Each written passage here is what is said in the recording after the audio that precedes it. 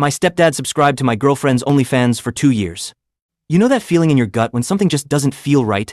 That sick, crawling sense that something's off even when everyone else says you're overthinking it? Well, I should have listened to my gut.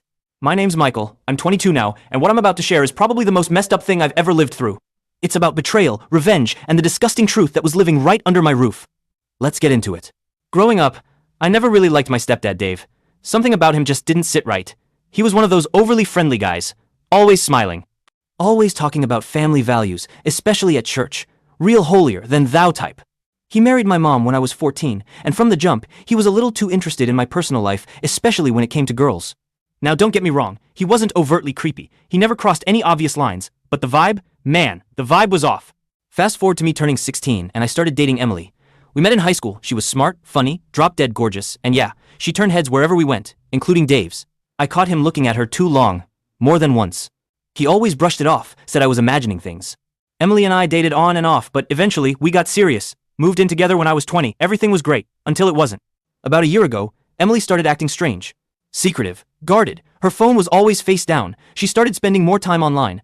At first, I thought maybe she was just stressed or going through something personal. I gave her space. But then little things started piling up, missing time, vague explanations, and random cash in her account she couldn't explain. I confronted her, and she finally broke down crying. That's when she told me. She had an OnlyFans account. Now I'm not the jealous type.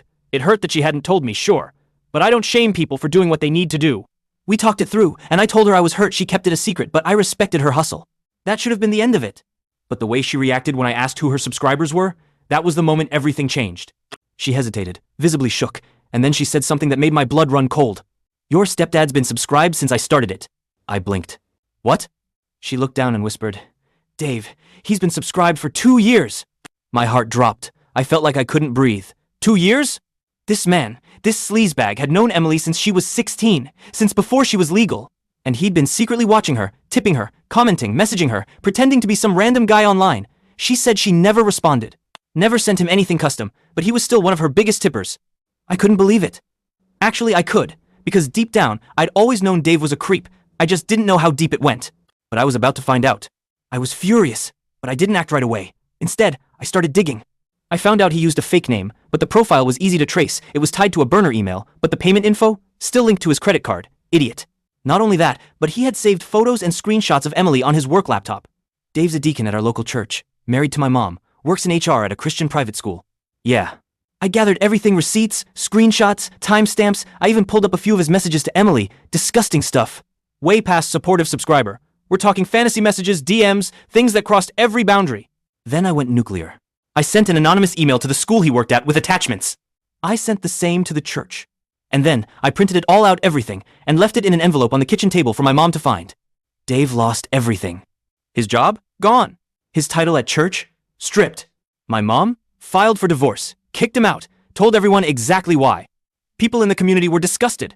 Parents pulled their kids out of the school, fearing what else Dave had been hiding. His pastor publicly denounced him. He became a pariah overnight. I didn't even feel bad. Not one bit. This man had wormed his way into our lives under the guise of godliness, while secretly obsessing over a girl he'd known since she was a minor. A girl who was dating his stepson. He deserved worse. Emily and I didn't last. Too much damage. We split a few months later, on okay terms. She's doing her thing, and I'm doing mine. But I don't regret what I did. Some people might say I went too far. But I say this: if you watch someone you're supposed to protect, someone you helped raise, and your first instinct is to sexualize them, you deserve whatever's coming. Dave gets to live with the consequences.